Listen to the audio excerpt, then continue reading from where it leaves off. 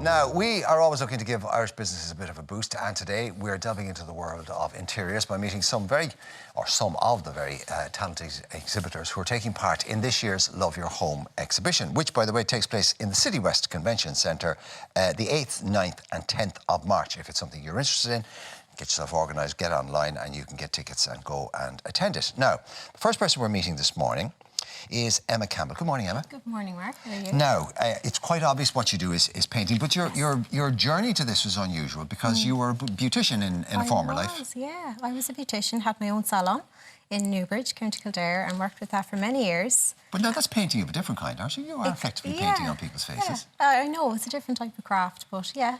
I always liked art, even when I was little. I was one of the girls in school doodling on my copy, getting in trouble, yeah. Okay. But got married, had my boys, and, you know, family comes and work becomes a little bit more difficult when children come. So my husband tried to encourage me to get back painting.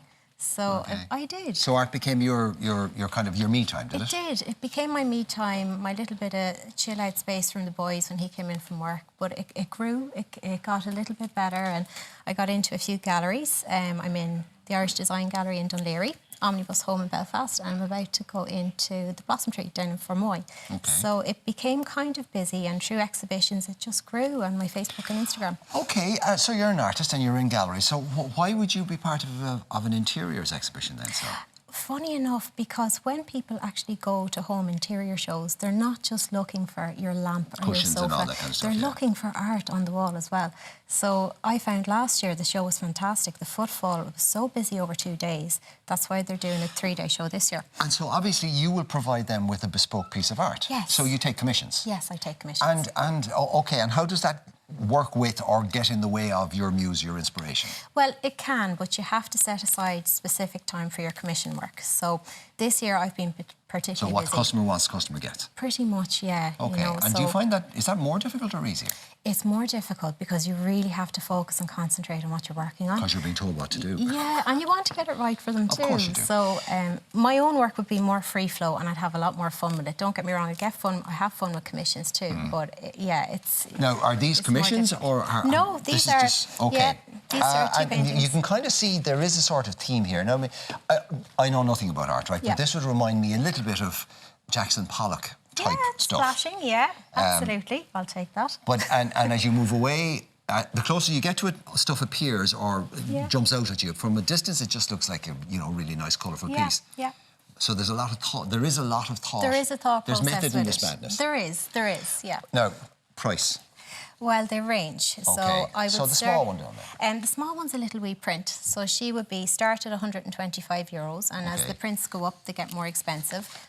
These are my bad boys. So these guys are my largest paintings. They are €2,200. So they're bespoke, big pieces. But well, the work works down from that. Sinead O'Carroll over there likes this one a lot, and she's getting married sometime in the, short-term future, and maybe either she'd treat herself or somebody else would treat her as a wedding present. Okay. If you want to see more of your work, you can catch you at the Love Your Home exhibition, and your website is art.com. Art.com. Yeah. Thanks so much. There you go. That wasn't too painful, no, was it? No, it was grand. Thank you. She was so nervous beforehand. And actually, it's funny enough, there's an interesting connection because she's got a gorgeous ring. Can I just do the dance? Sorry, I don't know. I know he's going to go mad now, right? There's a beautiful ring here. See this ring? This is her wedding ring. And it was designed by this man's wife. It was. There you go. And they didn't know they were going to be on together this morning. And this man is Grant McHugh. Good morning, sir. How are you? I'm very well. Your wife is a jewellery designer. She is, yeah, bespoke jewellery. And she wouldn't come on here this morning. She says you're on your own. Yeah, she left me on my own, yeah. Right. Ran out the door. Interesting background. You were raised around water. Yeah. You've been fascinated by marine, maritime, sea stuff all your life. Yeah, always been around the sea. To the point that you actually you trained on the Asgard. I was, yeah. I was a trainee on Asgard too, and then eventually became bosun on board I was involved for about 10 years, yeah. That's serious sailing. Happy days, yeah, good. It was great to we used to train about 20 trainees every week or so it was great to... Okay, and then when you came off, when the sailor came home from the sea, your day job is what? I did a lot of yacht and boat maintenance for various clients, and then... You have your own business. Is it Safe Water Marine Services? Safe Water Marine was the boat side of stuff, yeah. Okay. Yeah, and then the sort of world changed. Not a lot of people were working on boats anymore, so I got into more doing stuff that incorporates the marine element, the timber and the stainless steel and copper then. Okay, and now you've always had a fascination with craftsmanship, and obviously if you've sailed things like the Asgard, the craftsmanship, I mean, it's a brilliant boat, but it's a beautiful boat as well, and the craftsmanship is of the highest order. So you converted that into this. Now you obviously, we can see the maritime theme here. This is what? They're called spinning sails, but what are they? Copper and stainless steel TIG welded together, so they can go outdoors or indoors. The stainless steel is marine grade stainless steel, so it won't rust or stain in any way. The copper would eventually go green. Now, the minute everybody looked at that straight away and said, "Oh, that's beautiful," and they also said, "And that's probably very expensive." Yeah.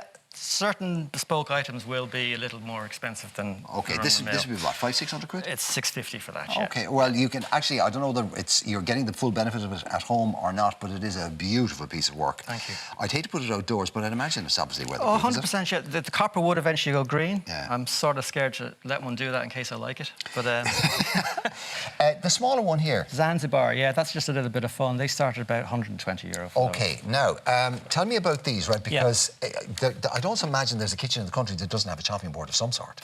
Exactly, yeah. But it just makes it a whole much better experience if you have a lovely chopping board to chop on than running the mill. Some of these, they all have different pieces of wood.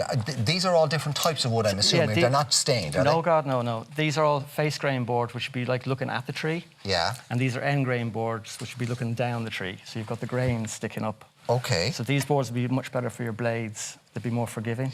Yeah, you said in the notes here that this timber is self-healing. Well, what does that mean? End grain, because the fibres are sticking up, it's like brush fibres. Okay. So after your blade goes down, they will sort of self-heal, they'll close up. I'm not saying they won't mark, but they won't mark as much as, say, a face grain board. Okay. Can I ask, give me a rough idea of prices from the smallest to the... From the cheese, 45, middies, 55, 65, all the way up to maybe 150 for the end grain boards, because there's a lot more work involved in those. Lovely presents, because every home is going to use these. Oh, 100%, and it just makes life... You come in and you use your own board and just... Oh, yeah, they become family heirlooms. They do. One client of mine actually hangs one in the wall of his house. He doesn't use it. I can well understand it. Yeah. If people want to know more, they can actually go and see you at the exhibition in in City West, but also they can go to grantdesigns.ie. Yes, exactly. Yeah. Grant, pleasure to meet you. Thank you very much. Cheers. Now, finally, we come to... This is Amy Gillen. Hi, Amy. Hi, how are you? Not too bad. Right, now, these people kind of found their way indirectly into art, right? But you were always going to do this, because this is what you went to school for, this is what you trained for. Yep. Degree in Fine Arts, is it? Degree in Fine Art and Design from Crawford and Cork. But I've wanted to be a painter since I was 12. Really? Yeah. Okay, Very arty household. Did you go in for the Texaco competitions and all of those? To be honest, I didn't. Did you not? No, I was a bit too free-spirited. I like doing my own thing and... Okay, so you went and you studied it and you got trained at it and all the rest of it. So your life was always going to be as an artist. But of course, you know, there's a lot of artists who also waitress and do other jobs and all. It's very hard to make a living out of it, isn't it, unless you teach? I got very, very lucky straight off the bat because... locally in Tullamore, they're actually very supportive of the arts. So every time I did an exhibition, it was really well received. So therefore I had enough money to put towards doing the sort of shows like the show we're doing in 2 weeks' time, which the last couple of years I found that they're amazing because they make art really accessible for everybody. Because sometimes people can be a bit terrified to go into a gallery because they're like, oh my God, the price is going to be so huge. And then they come to a home show and they go, oh, there's a stand with art. And they come over and they chat to the artist and they get a real feel for the work and the effort that goes into paintings as well. Okay, so now, so you're primarily a painter, but you work in different painting mediums. Yeah. Oh, so it's a mixed medium. We'll take the one that most people will be familiar with here, which would be this, which would be... So this is called Crash Into You, and it's actually on canvas, and it is all hand-painted. And it's a combination of gloss, acrylic and glass paint. So it's all done in layers, so it's built up. The lovely sheen you see and the vibrancy, that comes from the glass paint as the final layer. So it just gives that extra dynamic. A lot of people presume it's a resin, but it's less plasticky than a resin. It's kind of more subtle. There's a kind of a gracefulness to it. It also means that whatever way the light hits it, it can reflect in very different ways, not the usual ways. They're kind of, I call them my moody paintings because they change with the light, which I really love. Okay, now that's beautiful and it's very striking. With the two things that caught my eye were this and this, and it looks...